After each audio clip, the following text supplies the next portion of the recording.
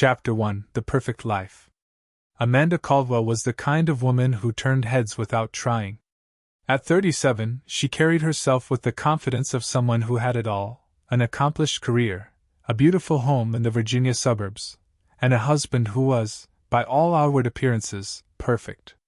Daniel Caldwell was a respected architect, reliable and ambitious, but often consumed by his work. They'd been married for 12 years. What began as an exciting whirlwind romance had gradually dissolved into a quiet routine of polite dinners, silent drives, and texts that sounded more like business memos than love letters. Amanda taught literature at a prestigious community college.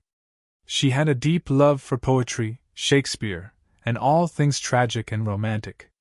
Ironically, it was that very love for emotional depth that made her acutely aware of how hollow her own life had become. And then came Ethan. Chapter 2: The Student. Ethan Reeves was 21, a sophomore with unruly chestnut hair and a quiet charm that seemed to draw people in without effort. He sat in the third row of Amanda's Modern Love and Literature class, always attentive, always scribbling notes, occasionally tossing in a quote from Neruda or Bukowski that made her blink in surprise. He wasn't the kind of student who flirted openly or tried too hard to impress. Instead, his intelligence came cloaked in modesty and mystery. One day after class, he lingered. "Professor Caldwell," he said, adjusting the strap of his backpack, "your breakdown of The Great Gatsby, it hit me hard. The whole idea of chasing a dream that was already dead, that's pretty damn real." Amanda smiled politely at first but found herself nodding deeper than expected. "It's tragic because Gatsby loved too much, or maybe he loved an illusion," she said, meeting his eyes. Ethan nodded slowly, his gaze steady. "I think a lot of people do that." She should have walked away then. Chapter 3: Cracks in the Wall. Daniel was working late again, something about a new courthouse design downtown. Amanda sat at the kitchen counter with a glass of Merlot, rereading Ethan's recent essay. It wasn't just good, it was raw, personal, filled with an emotional intelligence beyond his years. Her phone buzzed. A text. "Ethan, hope the feedback wasn't too harsh. I get nervous sharing stuff like that." She hesitated before replying. "Amanda, it was brave. You write like someone who's been through a lot." "Ethan, maybe? Or maybe I just know what loneliness feels like." Her fingers paused over the keyboard. Her own loneliness felt like a silent scream. Chapter 4: First Breach. They met for coffee under the pretense of discussing his writing. "Let's keep it off campus," Amanda had said, almost apologetically. "There's more freedom to think in a place like this." Ethan sat across from her at the little cafe by the river, looking out at the water like it had answers. "Did you always want to be a teacher?" he asked. "I wanted to be understood," she replied. That answer hung in the air between them. Their fingers brushed when she handed him a pen. Neither pulled away immediately. Chapter 5: The Kiss. It happened on a Thursday. She was walking to her car when she heard footsteps behind her. "Amanda!" Ethan called out of breath. She turned. "You shouldn't be." "I know," he said quickly. "But I had to see you." His voice was shaky, his expression vulnerable. "I think about you all the time.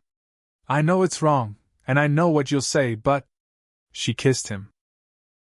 Right there, under the amber streetlight, with a chill wind brushing through the trees, she closed the space between them and kissed him like she hadn't kissed anyone in years, with hunger and regret and desperate hope.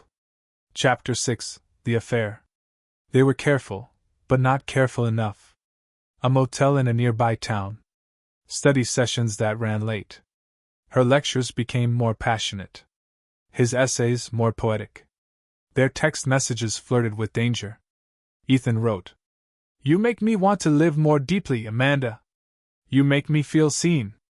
She wrote, "You remind me who I used to be before everything became muted." At home, Daniel noticed she was different. Lighter. Distracted. He asked once, "Is everything okay?" And she lied with a smile. Chapter 7: Discovery. It wasn't a slip-up. It was a photograph, one Ethan had taken of Amanda lying in bed, hair spread across the pillow, sunlight slanting across her bare shoulder. It wasn't explicit, but it was intimate. He had kept it as his phone wallpaper, not realizing his roommate would see it. The photo made its way around campus within days. It didn't take long before it reached the dean. Then Daniel. The fallout was immediate. Amanda was suspended from teaching pending investigation. Daniel confronted her in a voice that was all ice. "Do you love him?" She didn't answer. Chapter 8: Shattered Glass. Daniel left her. Quietly. No yelling. Just a suitcase, a note, and the heavy sound of the front door closing. Amanda stood in the middle of the living room, surrounded by years of memories that suddenly meant nothing. She received an email, formal notice of employment termination. Her career, gone. The scandal spread online. Professor sleeps with student. Headlines weren't kind. Ethan messaged her. "Ethan, say the word and I'll leave school. I'll find a job. I'll make this work." She stared at the message, her heart torn. Was it love? Or just escape? Chapter 9: Starting Over. They moved to a small coastal town in North Carolina. Ethan took up carpentry, Amanda worked in a bookstore. The gossip faded, eventually. They rented a modest cottage by the water.